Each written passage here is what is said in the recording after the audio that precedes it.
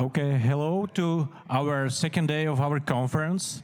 I hope that you had a pleasure day yesterday, and now we are continuing with the second day. And now we have the OpenTelemetry the place over by Andrea Villela and Josh Lee.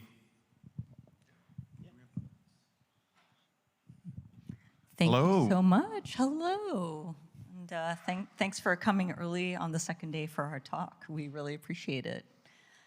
So welcome to OpenTelemetry. Playtime is over. My name is Adriana Villela. I am originally from Rio de Janeiro, Brazil, but I currently live in Canada. I'm a CNCF ambassador, OTel community manager, maintainer of the OTel end user SIG. I also am a serial blogger. I love writing. And I have a podcast. Now, my day job is as a principal developer advocate at Dynatrace, and I spend my world in OTel and observability. And by night, I like to climb walls, and I checked out one of the bouldering gyms here a couple of days ago, which was very exciting. Home of Adam Andra, or home country of Adam Andra, which was super cool. I also love capybaras because they make me happy. And I'm Josh Lee. I am an open source advocate at Altinity.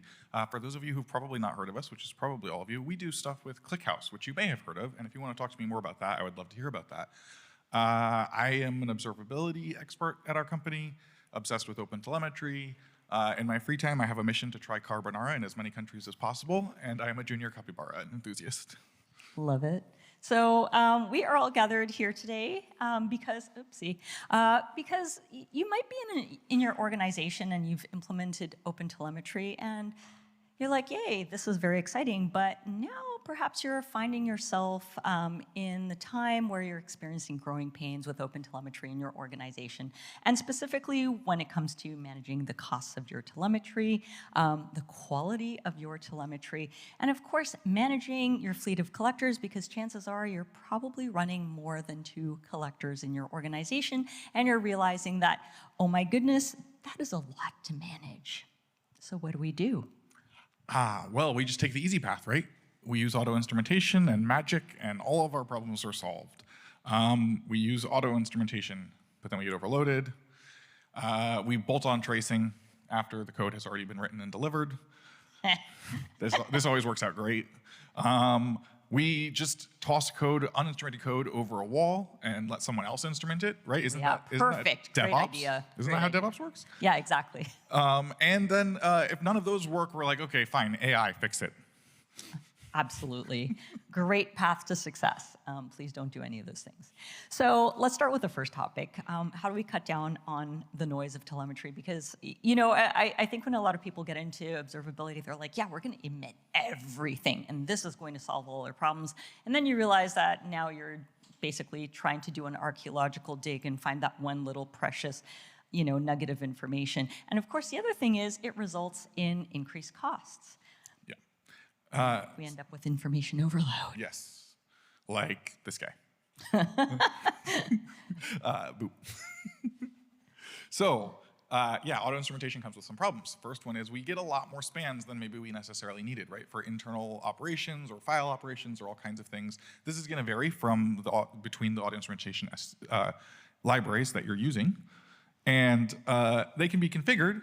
But that configuration is going to vary depending on the library that you're using, not just like how you configure it, but even what the actual options are and how they behave, because it's pretty closely linked to the runtime of the language that you're working with. All of this stuff comes with some computational overhead. In some cases, it can be minimal and totally worth it. In other cases, it can actually break your system. So it's something you're going to have to try for yourself and see if it works for you. And lastly, I would say, right, like we're going to talk about sampling. But before you even get to that, if you can filter things out at the source or as close to the source as possible, that's always going to be the best path, both in terms of minimizing the amount of compute and networking that you have to spend and keeping the work closest to the people who should own it. Exactly. Lowers your costs.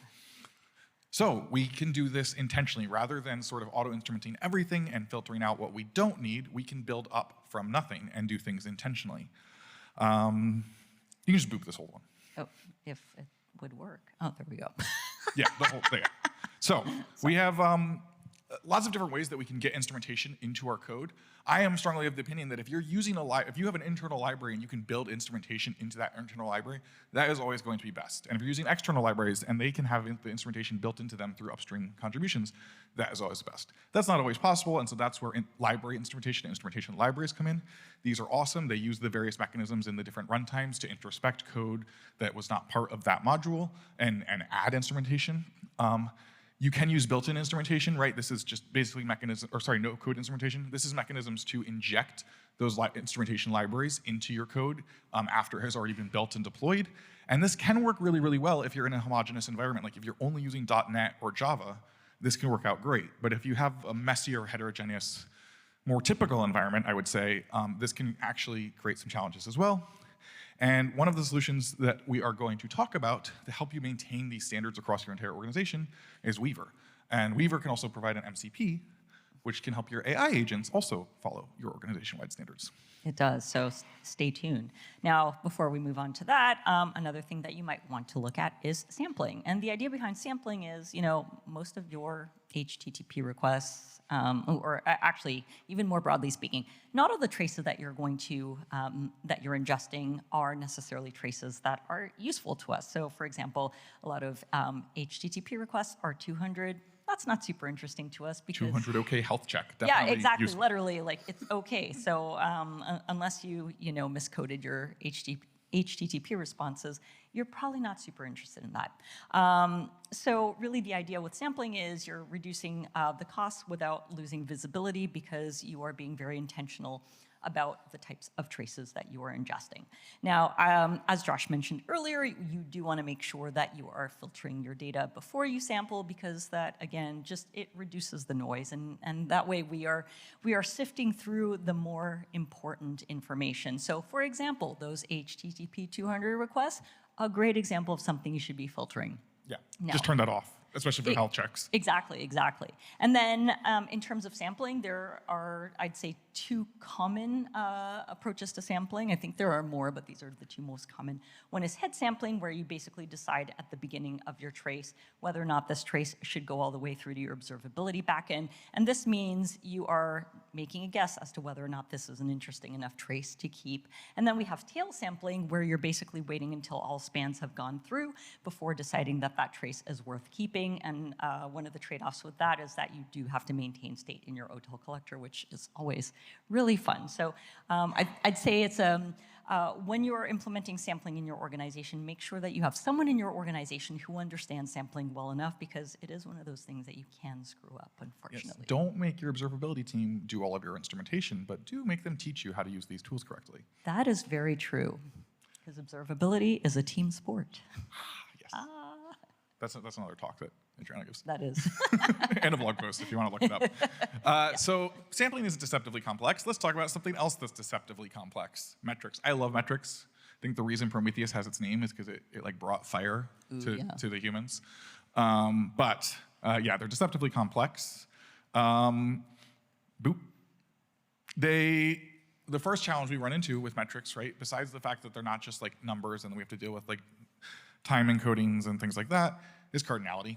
All of our various attributes, right? Your number of unique time series is your number of dimensions to the power of the cardinality of your dimensions. So high cardinality is your unique identifier, your unique government identifier. Low cardinality, country of birth. Yes. Yeah. Great. That's a great way of putting it.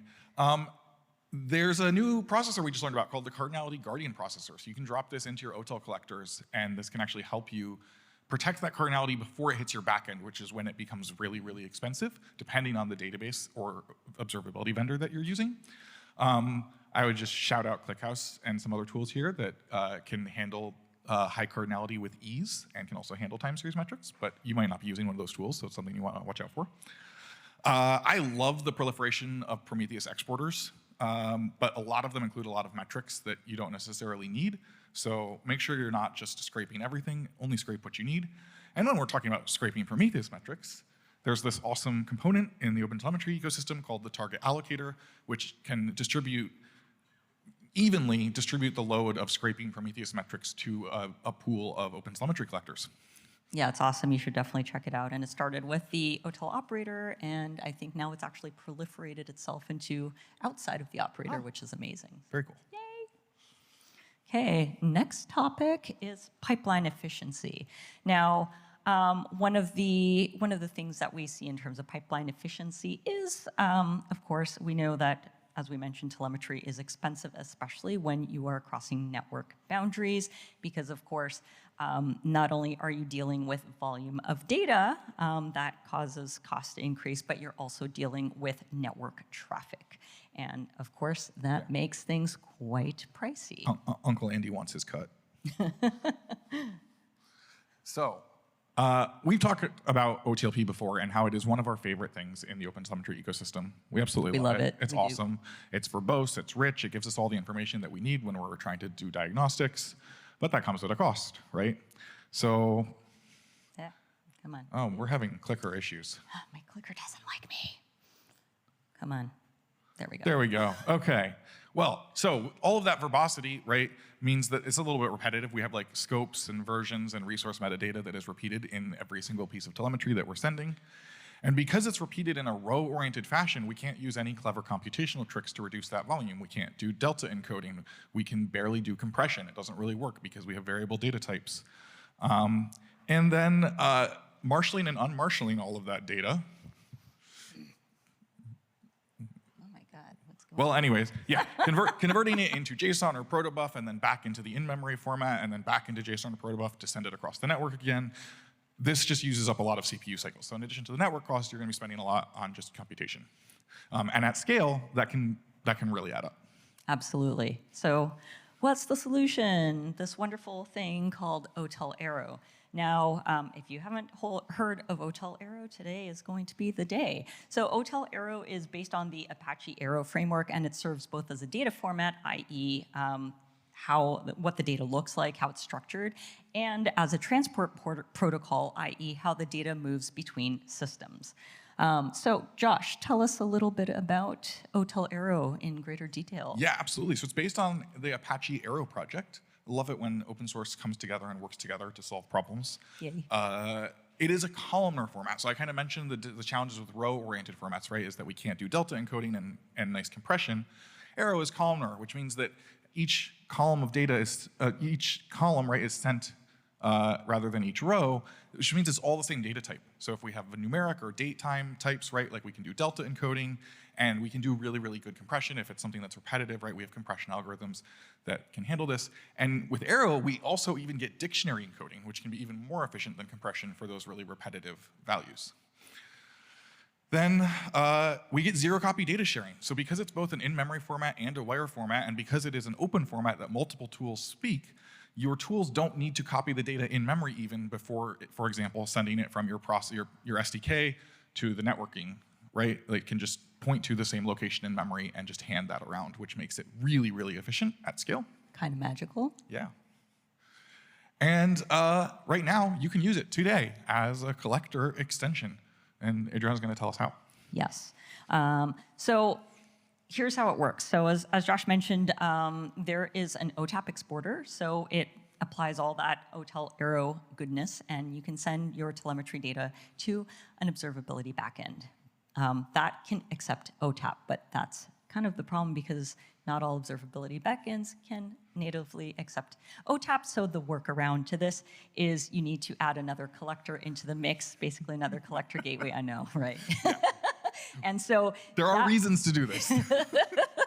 Yes, that is a very valid reaction because that was mine too. So this collector gateway ingests data using the OTAP receiver, and then it'll convert the data back to OTLP. So we see some gains, but I mean, as we talked earlier, OTLP isn't that efficient, so we're not getting the full gains. But if there's a network boundary in the middle of that picture, right? That's where you're sending terabytes. That's where this becomes worth it.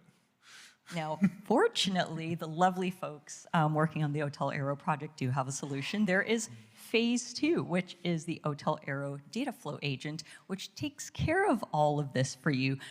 So essentially, it can ingest your OTLP data and then export it as OTAP.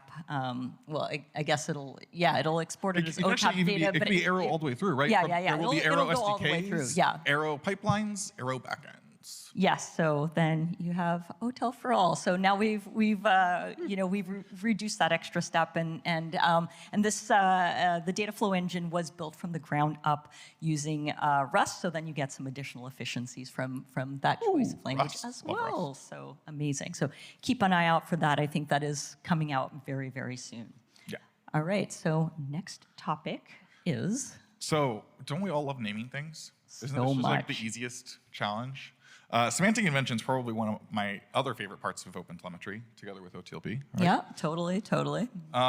So we have a problem, which is managing semantic convention drift. This sounds like I have a sales pitch coming, and I do, but it's for an open source tool. So This is all an OTel sales pitch, basically. But really cool tools you should check out. So why should we buy this new open source project? Oh, well, yes, that's And right. what is it? Yeah, so there is another open source project you should check out, which is OTel Weaver. And basically, it's a tool that allows us to create, document, manage, and validate OTel schemas and policies. And it's the way it works is basically you define your OTel schema, your OTel schema using YAML, everyone's favorite language. So you define how your metrics look and how your traces look and how your logs look and your attributes. And logs in Weaver speak are referred to as events. And so you not only define the structure for these, but what kinds of valid values, what are some default values. So then your developers can and should adhere to that particular schema. Now, there's also another component which basically you can create some Jinja 2 templates so that Weaver can apply those templates to generate code from your schema. And by code, it can be Markdown, but it can also be application code. It can be your Go data structures. It can be Java classes. Anything that you can Jinja, you can use Weaver to apply to it. And so you use Weaver to basically take that YAML file, apply the Jinja template, and then magic comes out. And then that's only part of the story because also we want to make sure that not only is this documented, but it's also validated. How do we know that this stuff is actually being implemented in our code correctly? And this is where OTel Weaver has a live check option, which during your CI process, you can run this live check, and it'll take, if you're running tests for your code, which you absolutely should, it'll intercept the OTel data. It'll basically check to see if you are following that schema, if you've applied any policy, if you've created any policies as well to accompany that schema. It'll check against the schema and the policies and make sure that your code adheres, and if it basically finds that it isn't, it'll stop the CI process and you have to go back and fix your code. Now, that's a little bit stressful, but fortunately, Weaver does have an MCP server that can help you out with that. I will say I'd say a slight downfall is that for the policy stuff, you do have to know Rego, which is yet another language that you have to sift through. And I don't know, I looked through Rego, it looks a little garbly, but it is the same language as Open Policy Agent, so we are following standards to that effect. So That's good. Respect. Yeah. So yeah, that is OTel Weaver for you. So does anybody else have like OpenTelemetry collectors coming out of their couch cushions? Just me? Okay. Well, then this might not be interesting to you. But if you do have a lot of OpenTelemetry collectors to manage, how do we do it, right? I mean, even just in my home lab, I think I have like 15 collectors. Damn, Josh, that's a lot of collectors. It's bad. Don't follow that pattern. But at scale, right? Like you actually have the hundreds or thousands or tens of thousands. Yeah, and yeah, large organizations will for sure, and that's a lot of stuff to manage. So this is where OpAmp comes to the rescue, and it stands for Open Agent Management Protocol, and it is not OTel specific, although as you may have gathered, it can be used to manage your fleets of collectors. But the nice thing about OpAmp is it was designed with, to keep in mind that you can use this for any telemetry agent. So if you are using a telemetry vendor that has its own proprietary agent, OpAmp technically could be used to manage those agents as well. You do have to essentially turn those agents into OpAmp clients in order for that to work. But yeah. And if your vendor doesn't support it, you should pressure them to. Absolutely. So Josh, tell us a little bit about op-amp clients and servers. So we mentioned client and server. So we have the server. This is the component that we run somewhere central and interact with, kind of like our kube API. And it's where we send all of our settings and configurations and get our health checks and all of that, right? It's what we interact with. And then it interacts with all of the clients. And we have one client per agent that we're managing. And the client is responsible for sending telemetry back up, right? Like about the health of the agent, not the telemetry that the agent is gathering, but telemetry about the agent itself. And then also receiving configuration updates and applying them to the agent.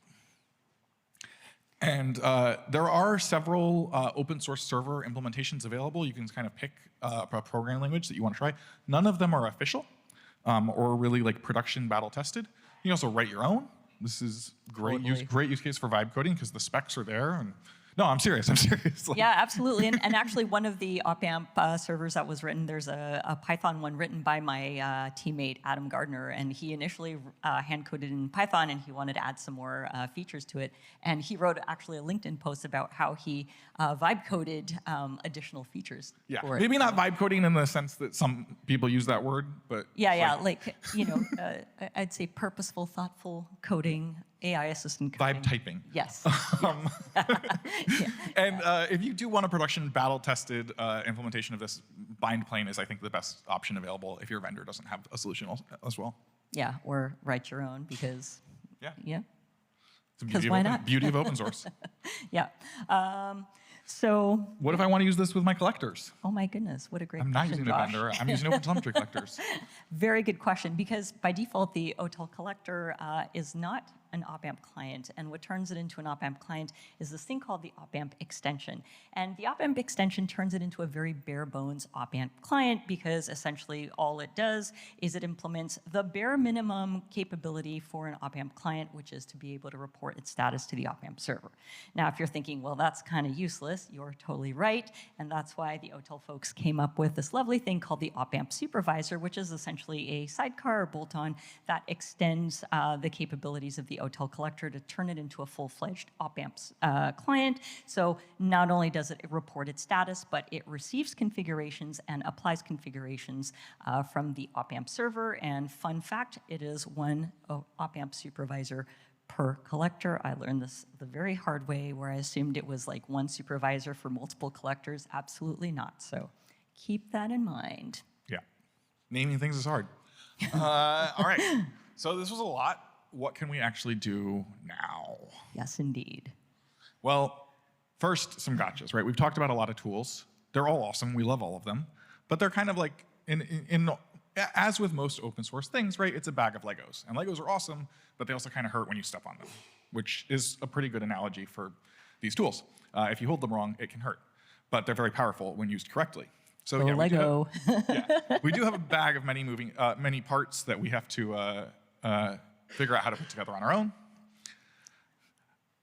There's a little bit of a learning curve, right? Like all of these components, all of this flexibility means that there's some new concepts, some new words that we have to learn.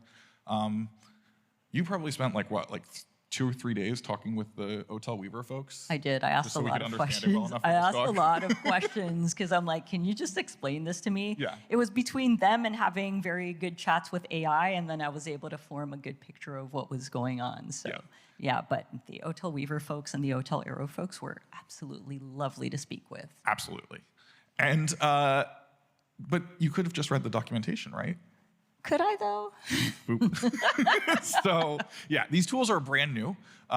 No shade to the maintainers, right? No, they do a lot of hard work. They're really pushing this forward. But because this stuff is so brand new, right, the documentation can be sparse or not easy to understand or non-existent. Absolutely. Now, all that aside, what are some of the things that you can do now? I think we've covered a lot of stuff in terms of like really cool tooling that will take things to the next level for you. So with that in mind, what should you do? First of all, look for areas for improvement. That's always a really great start. We want to start small, not big. Don't overwhelm yourself.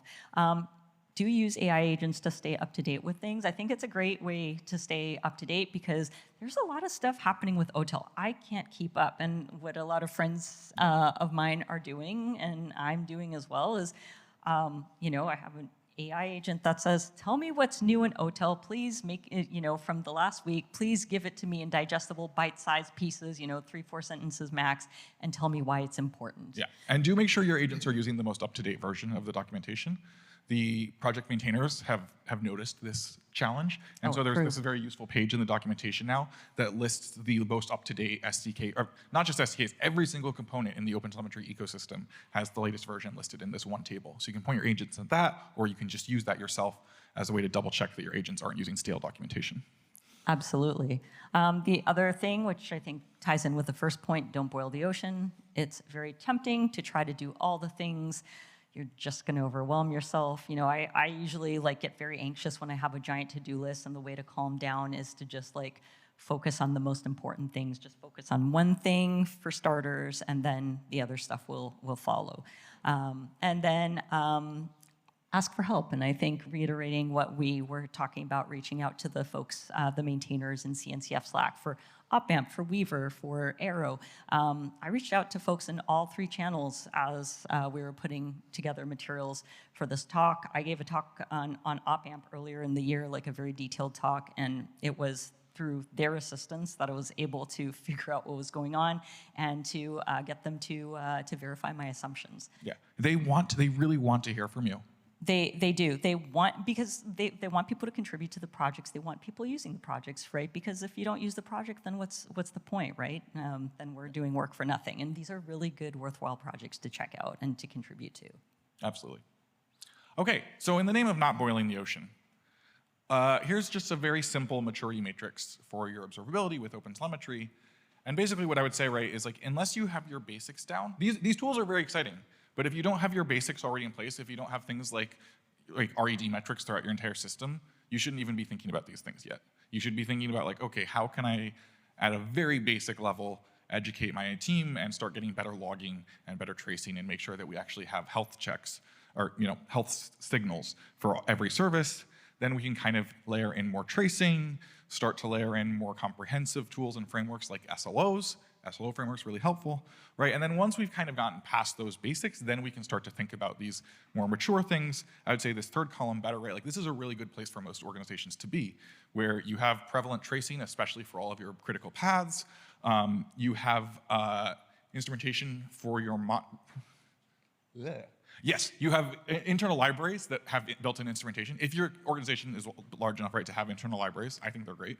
And then you can use Weaver to provide documentation, right, and help with the education challenges and provide consistent documentation across your organization. This last column, right, this is for organizations that are at truly massive scale. You have thousands of developers, terabytes or petabytes of data going over the wire, and this is where things like OTel Arrow, Weaver live checking become extremely valuable, almost critical at that scale, I would say. So going back to our original points, do not be tempted by auto-instrumentation overload. Easy to do, right? Because auto-instrumentation is magic, but sometimes it's too magical. Pull back. eBPF all the things. Exactly. Tracing should not be an afterthought. Tracing is the first-class citizen of observability because it tells that end-to-end story, and metrics and logs are excellent supporting characters of that story. Yeah. Make sure you don't outsource instrumentation, and by that I mean not only to another team as a developer, it is your duty to instrument your code, but also don't outsource it to AI blindly. So yes, of course, it's super useful to ask your AI to instrument your code, but please verify what it's instrumenting because it tend to do things confidently but incompetently at times. And yeah, I found that it's really good at writing tests that always pass. Yeah, exactly. And again, and I think that follows through to the very last point, which is don't let AI fully take the wheel. The human should always be in control. Can't outsource our thinking. Exactly. And first and foremost, don't panic. And with that, thank you so much for hanging out. You can scan the QR code at the bottom of the screen it'll include a link to the slides and a ton of resources used for this talk. So thank you so much for having us here. Thank you.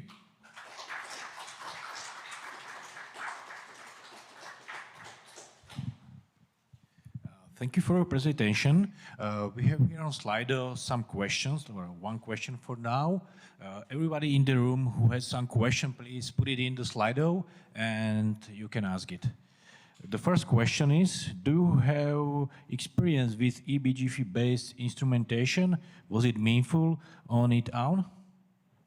Can I see the questions? Oh, no, we can't. Yeah, eBPF instrumentation is great, especially if you don't have built-in instrumentation or you don't have library instrumentation or you don't have, if you don't have any other way to get it in there or if you're using it as a starting point, it's awesome. But eventually, right, like if you're writing the code yourself, you should be building the instrumentation into the code and not relying on eBPF. But yeah, if you're using a third-party tool or just you don't have access to build in the instrumentation, eBPF is an awesome way to make sure you have end-to-end tracing.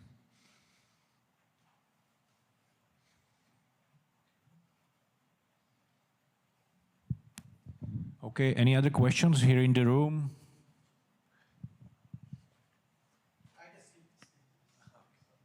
So when you just try to change OTel to Arrow, then does that make the process heavy for export or receiver?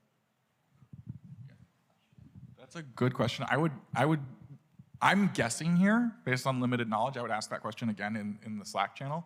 But I think it's probably not that big of a deal because it's a Rust component, and it's once you've got it into the Arrow format, moving it around between different components is very, very cheap.